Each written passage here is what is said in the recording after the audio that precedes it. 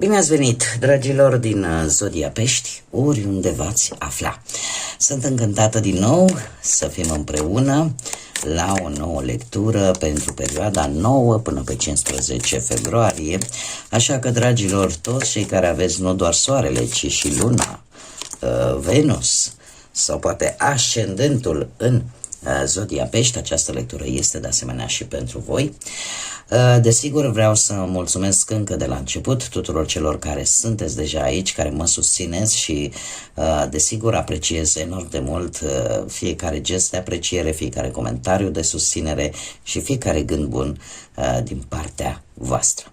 Dacă sunteți pentru prima oară aici pe canal și această lectură, prin modul său de exprimare, prin felul în care eu o fac, prin mesajele pe care le transmite, rezonează cu voi, va aduce claritate, ghidare sau liniște interioară, eu vă invit cu mare drag să vă abonați și chiar dacă doriți să susțineți acest canal printr-un simplu like. Lucruri care nu costă bănuți, ține doar de voi, de plăcerea voastră și de bunăvoința voastră. Bun, și începem această nouă săptămână de februarie cu energia lui Perto. Energia lui Perto care aduce călătorie, aduce mișcare, aduce deplasări. Putem vorbi de călătorii atât fizice cât și mentale, dar este un proces evolutiv, este un proces de maturizare, de spontaneitate și de lucruri pe care le veți face așa, în urma unor epifanii, pur și simplu. O idee și zici, gata, o pun în aplicare, nici nu mai stau pe gânduri. Foarte imprevizibil, aș spune. Dar în mare parte ne vorbește, cum am mai spus, de călătorii. Haideți să vedem acum ce ne spune tarotul, ce vine pentru dragii mei din Pești în această săptămână 9-15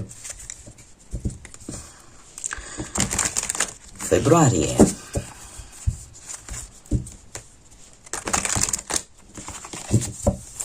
Să vedem.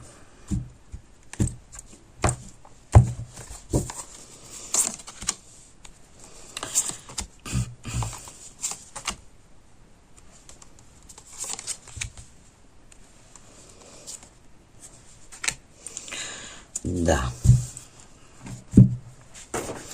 Să știți că nu e rău deloc. Chiar nu este.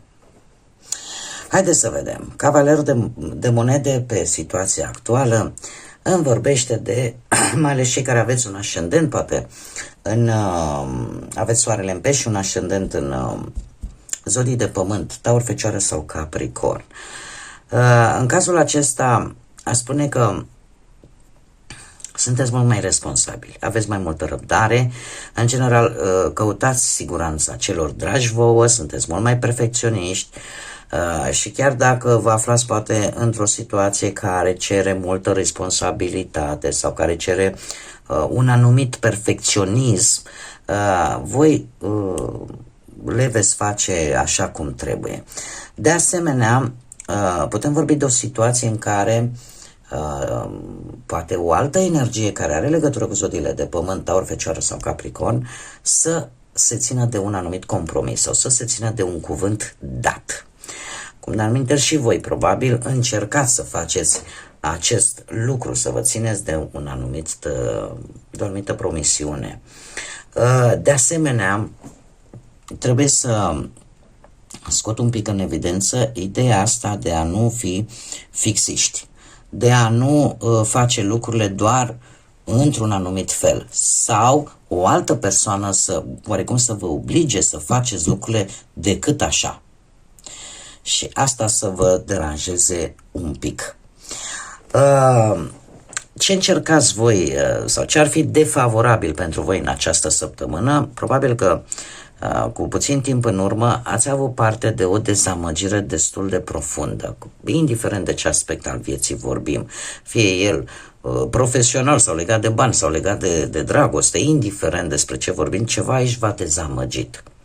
Tocmai de aceea apare această tendință, domne, trebuie să te ții de ceea ce ai promis, de ceea ce ai spus. sau de compromisul pe care ți l-ai asumat. Acest 3 de spade este de fapt o durere emoțională, poate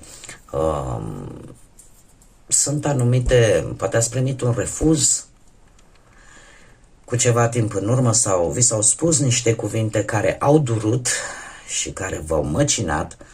Încercați totuși în această săptămână să lăsați un pic în urmă toate aceste lucruri, pentru că alminteri, dacă veți continua să permiteți să fiți măcinați de toată această durere, mai ales că voi sunteți și o zodie de apă și lucrurile astea nu trec așa ușor, încercați totuși să nu vă lăsați afectați în continuare de această durere emoțională, de această, cum să spun eu, aceste lucruri care vă macină, pentru că alminteri nu veți fi atenți la ce este cu adevărat important în această săptămână. Tind să cred, nu știu de ce, eu vă spun informația, mesajul așa cum îmi vine intuitiv.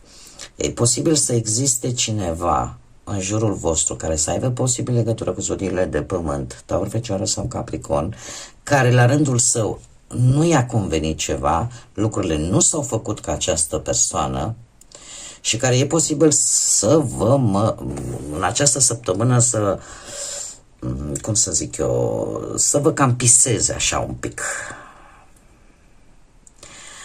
Încercați pe cât posibil ori să nu acordați foarte mare atenție, ori să lăsați în urmă aceste lucruri. În schimb, ce este favorabil pentru voi, Asul de cupe, conexiuni importante, conexiuni sincere, conexiuni puternice, indiferent de ce fel de conexiuni vorbim, fie ele amoroase, fie ele legate de muncă, de viața profesională sau de anumite înțelegeri bănești, este vorba de conexiuni foarte bune. Și cel mai important este vorba de conexiuni sincere. Pot apărea șanse să avansezi la locul de muncă, poate apărea șansa unui nou job, poate apărea șansa să găsiți bani din întâmplare, să faceți bani dintr-o întâmplare. Poate apărea șansa ca relația să cunoască o îmbunătățire dacă ea a avut ceva probleme în ultima vreme. De asemenea, pentru cei singuri există șansa unui nou început, unei noi relații. Lucruri favorabile care vin pentru voi, dar lăsați în urmă situațiile pe care tocmai vi le-am menționat. De asemenea, ce stă în puterea voastră în această săptămână? Stă în puterea voastră să vedeți, tocmai de aceea, lucrurile astea care v-au marcat, lucrurile care v-au creat o anumită suferință, v-au creat o anumită durere, trebuie lăsate un pic în urmă, ca voi să fiți apți să vedeți ofertele care vin către voi, șansele care vin către voi. Cu acest 4 de cupe depinde foarte mult de voi dacă vreți să aveți o atitudine decât de apărare sau să treceți la acțiune sau să spui atât, până aici, destul. Depinde foarte mult de voi. Încercați în această săptămână să vă verificați mail-urile, poșta, nu știu, mai ales dacă știți că așteptați vreo propunere, vreo programare către un interviu, către ceva important pentru voi, pentru că e posibil să o primiți și e păcat să și pierdeți. Dacă pentru simplu motiv că nu sunteți atenți sau că nu o veți putea vedea la timp. În schimb, ce nu puteți controla, 6 de cupe. Dragilor, e posibil ceva din trecut să se reîntoarcă la voi, că e vorba de relații intime, că e vorba de foste, că e vorba de familie, persoane din familie care să vă viziteze, care să vină sau să vă dea de știre pe nepusă masă, de evenimente din trecut care e posibil să se întoarcă la voi și, așa cum bine am văzut cu energia lui Perto, lucrurile se vor schimba din mers. Da? Și interesant, știți ce mai este? Că voi veți descoperi niște posibile secrete sau vă veți descoperi abilități ascunse. lucruri pe care poate credeți că nu sunteți în stare să le faceți, în această săptămână cumva veți descoperi contrariu.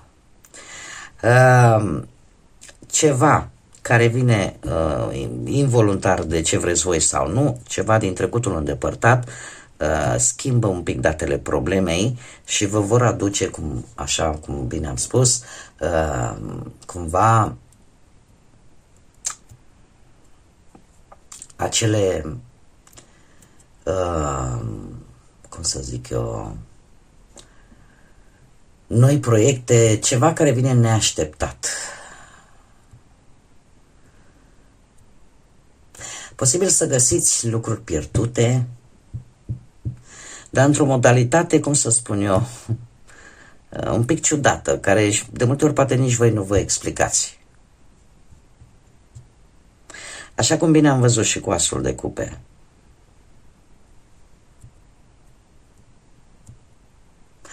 Posibil de asemenea să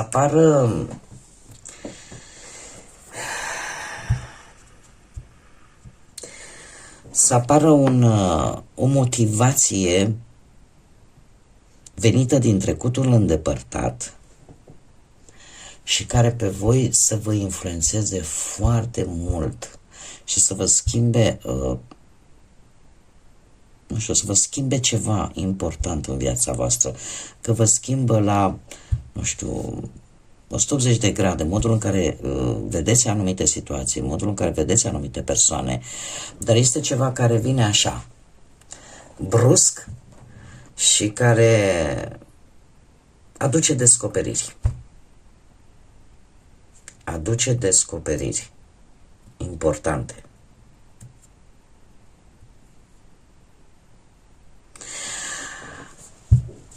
Ce ar mai fi de spus? Există anumite secrete, anumite elemente necunoscute care ajung în viața voastră și care vor influența găsirea unor noi soluții, găsirea sau începerea unui nou plan, unei noi gândiri. Dar, în special, cum am mai spus, are legătură cu situații, persoane, locuri din trecutul vostru. E ceva ce voi nu puteți controla. Haideți să vedem și ce mesaj are Cavalerul de Dragon, cine este el. Și este, bineînțeles, o energie celestială, divină, se numește Zadkiel, și cu al său dragon Grazalu. Avem numărul 26 sau numărul 8. Cum să nu? Păi dacă avem mister, avem numărul 8. Cifra 8 este guvernată de către Saturn, este o energie yang, masculină și cumva reprezintă acel punct de unire între partea spirituală și partea materială. Numărul 8 ne vorbește de o anumită ordine cosmică, ne vorbește de karmă, ne vorbește de destin și de o schimbare foarte importantă, așa cum bine am văzut, de care veți avea parte în această săptămână. Ce ne spune mesajul? Ce ne spune Zadkiel? Spune așa: este momentul să încetezi în a mai sta în pasivitate, de a mai sta pasiv și să accepti începuturile care vin acum. Dă drumul tuturor dorințelor cu răbdare, ai răbdare și fii pregătit, pregătită, pentru că momentul oportun va veni, este de fapt vorba decât de timp. Totul vine la timpul său. Dar de fapt este un mesaj mai mult de a te pregăti. De a te pregăti, dar trebuie să ieși din pasivitate. Trebuie să vă spun că pe lângă ceea ce deja am enunțat vis-a-vis de cavalerul ăsta de monede, cavalerul de monede este cel mai lent cavaler dintre toți cavalerii. Și Probabil că trebuie să ieșiți un pic din această lentitudine, din această mișcare așa, hai că mai fac și azi, o anumită lejeritate.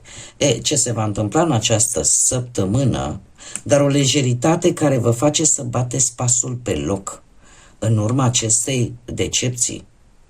Și probabil că de aici trebuie să ieșiți un pic din această stagnare, din această lentitudine și să începeți să acționați, pentru că stă în puterea voastră să fiți un pic mai atenți la ce se întâmplă în jurul vostru. Tocmai de aceea și Zadkiel vine cu acest mesaj, este momentul să treci de la pasivitate la să accepti noile începuturi care vin către tine și cumva să fii pregătit, să fii precum acel alergător la maraton care se pune în acea poziție decât așteaptă să o ia la fugă. Cam așa vi se cere. Asta înseamnă că ceva se va schimba important în această săptămână pentru voi și trebuie să fiți pregătiți, pentru că se apropie momentul oportun. Da? Totul vine la timpul său, dar voi trebuie să fiți pregătiți. Bun, dragii mei, cam atât am avut pentru voi pentru această nouă săptămână de februarie. Știu că săptămâna include, desigur, și Sfântul Valentin, ziua îndrăgostiților, ziua iubirii, așa că vă doresc o săptămână minunată. Vă doresc o săptămână plină de multă energie pozitivă, să fiți așa înconjurați de liniște, de pace, de echilibru și, desigur, de multă iubire. Până data viitoare, când ne vom reîntâlni la o nouă lectură, nu uitați, zburați înalt, suflete frumoase!